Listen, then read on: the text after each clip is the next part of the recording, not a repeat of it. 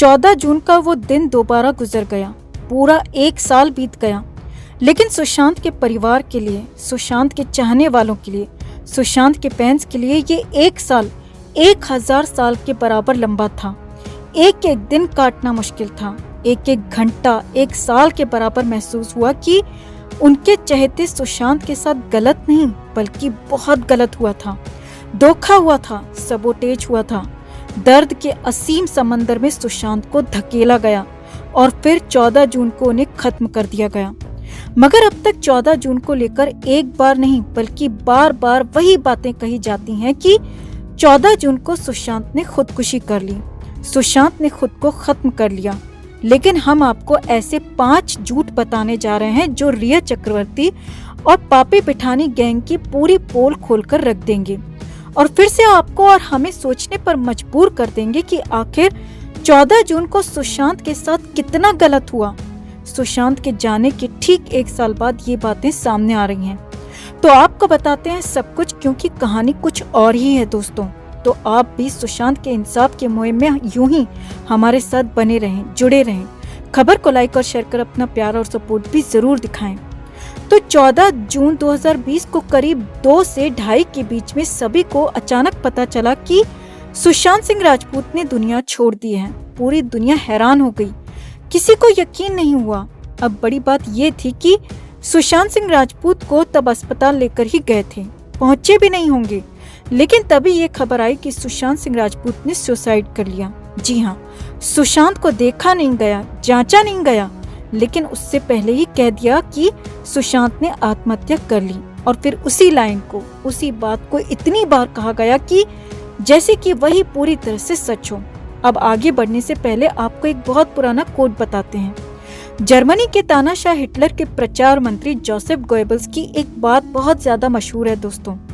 Goebbels कहते थे कि एक झूठ को इतनी बार बोलो, उस झूठ को 100 बार बोलो कि वो सच सा लगने लगे और लोग उस पर यकीन करने लगे। और ठीक यही बात सुशांत सिंह राजपूत के मामले में भी होती हुई दिखने लगी, क्योंकि सुशांत सिंह राजपूत को लेकर पहले दिन से, पहले घंटे से, पहले मिनट से यही कहा गया कि सुसाइड है, सुसाइड है, सुसाइड है। और इसे इतनी बार कहा गया दोस्तों कि कई लोगों ने इसे मान भी लिया। मगर ये पूरा सच नहीं है, क्योंकि सुशांत की मौत को सीधे सीधे आत्महत्या मान लेना, सुसाइड मान लेना इतना आसान नहीं है। और ये क्यों नहीं माना जाना चाहिए, उसी के 5 बड़े खुलासे आपके सामने आज करने जा रहे हैं। और जो थ्योरी आपके और हमारे सामने अब तक लाई गई उसकी एक एक पोल भी खुल जाएगी, क्योंकि बहुत सारी बातें झूठ हैं, बहुत सारी बातों में झोल है। लेकिन ये 5 बड़े झोल, 5 बड़ी बातें बहुत कुछ कहती हैं दोस्तों। सबसे पहली और बड़ी बात जो कि पहले दिन से कही जा रही है कि सुशांत सिंह राजपूत को पंखे पर लटके हुए आखिर किसने देखा? सिर्फ पापी पिठानी ने। न तो सुशांत की पंखे के साथ कोई फोटो आई, ना ही वीडियो, ना ही पिठानी सुशांत की बहन के आने तक रुका और ना ही पुलिस वालों का इंतजार किया गया। पुलिस वालों ने भी उस हालत में सुशांत को नहीं देखा। तो फिर कैसे एक आदमी के कहने पर मान लें कि सुशांत पंखे पर लटके हुए थे? क्योंकि वो सिद्धार्थ पिठानी खुद सुशांत केस में आरोपी है और उस पिठानी पर बहुत बड़े बड़े आरोप हैं। लिहाजा यहाँ पर पहला ही बहुत बड़ा झोल है दोस्तों, और सिद्धार्थ पिठानी पर ही बड़ा आरोप लग रहा है। इतना ही नहीं, सुशांत के पैर तो पंखे से सीधे टच भी नहीं हो रहे थे। तो ये भी बड़ा सवाल और बड़ा झोल है। अब दूसरी बात, जिसे कि दूसरा झूठ भी कहा जा सकता है। पिठानी गैंग का कहना है कि जब सुशांत सिंह राजपूत लंबे समय से दरवाजा नहीं खोल रहे थे और चाबी वाले को बुलाया गया तो वहां पर भी बड़ा झोल नजर आता है। क्योंकि पहली बात तो ये कि जब पूरे देश में लॉकडाउन था, सारी दुकानें खोपचे तक बंद थे, तो पिठानी और उसके लोगों को इतनी जल्दी चाबी वाला कैसे और कहां से मिल गया? चलो चाबी वाला मिल भी गया, तो फिर उसने आते ही इतनी जल्दी कैसे कंप्यूटराइज्ड लॉक को तोड़ दिया? अब लॉक को तोड़ भी दिया और लॉक को खोल भी दिया, तो फिर पिठानी और उसके साथियों ने तुरंत दरवाजा क्यों नहीं खोला? पिठानी का कहना है कि उन्होंने चाबी वाले को भेजा, उसे 2000 रुपए दिए और उसके जाने का इंतजार किया। अब यही लोग कह रहे हैं कि सुशांत सुबह से दरवाजा नहीं खोल रहे थे, लेकिन जब चाबी खोली गई, ताला खोला गया, तो इन लोगों ने दरवाजा ही नहीं खोला और इंतजार करते रहे चाबी वाले के जाने का। अब ऐसा कैसे संभव है दोस्तों कि आप दरवाजा खुलने के बाद भी इंतजार कर सकते हो, जबकि आपका करीबी, आपका अपना सुबह से अंदर बंद है। कुछ अनहोनी की आशंका आपको हो चुकी है, लेकिन फिर भी आपने दरवाजा नहीं खोला। यानी कि इस कहानी में भी बड़ा झोल दिखता है दोस्तों। अब तीसरी और सबसे बड़ी बात, पापी पिठानी ने बताया कि नौकर नीरज और केशव उसके पास आए थे और बताया था कि सुशांत सर रूम का दरवाजा नहीं खोल रहे हैं और काफी समय से दरवाजा बंद है। अब यहीं पर आगे देखिए, नौकर नीरज ने कहा था कि जब सुशांत सर दरवाजा नहीं खोल रहे थे तो केशव और वो खुद यानी कि नीरज नीचे वाले फ्लोर में थे, जबकि पिठानी और दीपेश सावंत ऊपर वाले कमरे में सुशांत के कमरे के ठीक बाहर वाले रूम में थे और अक्सर, जी हाँ, अक्सर पिठानी और दीपेश वहीं पर बैठा करते थे, सुशांत के ठीक बाहर वाले कमरे में।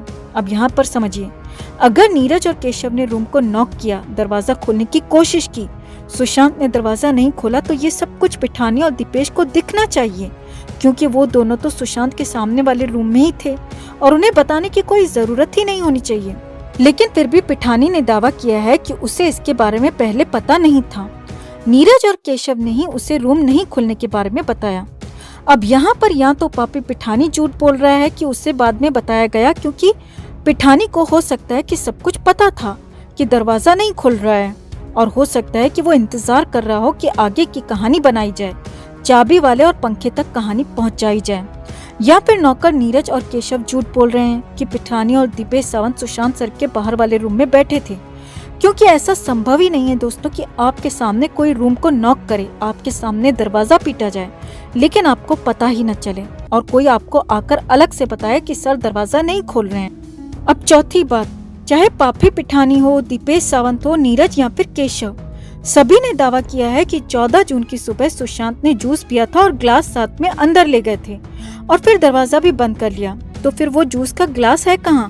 क्योंकि अब तक भी उस जूस के ग्लास की बरामदगी नहीं हो पाई है। ऐसा नहीं है कि ग्लास को धो दिया गया होगा, क्योंकि सुशांत कमरे के अंदर बंद थे तो ग्लास भी अंदर ही होना चाहिए।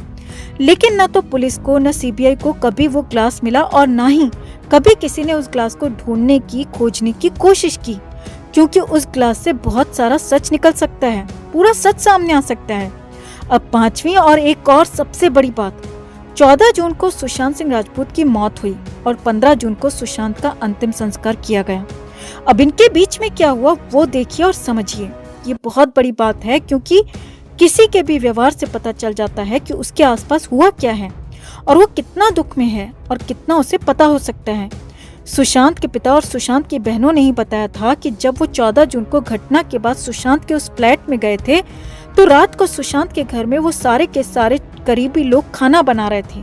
जी हाँ, सुशांत के घर में रहने वाले नौकर नीरज, केशव, सिद्धार्थ, पिठानी, दीपेश सावंत, ये लोग बिरयानी बनाकर खा रहे थे और भी बहुत कुछ।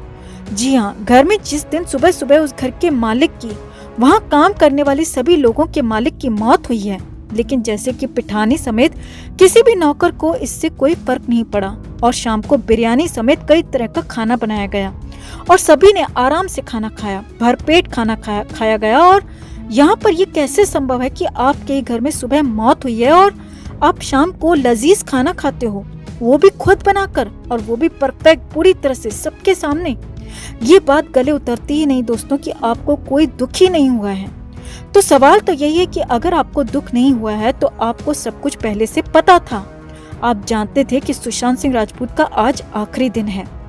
तो वैसे तो सुशांत सिंह राजपूत को लेकर कई सवाल हैं दोस्तों, चाहे एम्बुलेंस को लेकर हो या फिर दूर के अस्पताल कूपर ले जाने को लेकर हो और रात में पीएम करने को लेकर हो या फिर आनन फानन में अंतिम संस्कार करने को लेकर हो।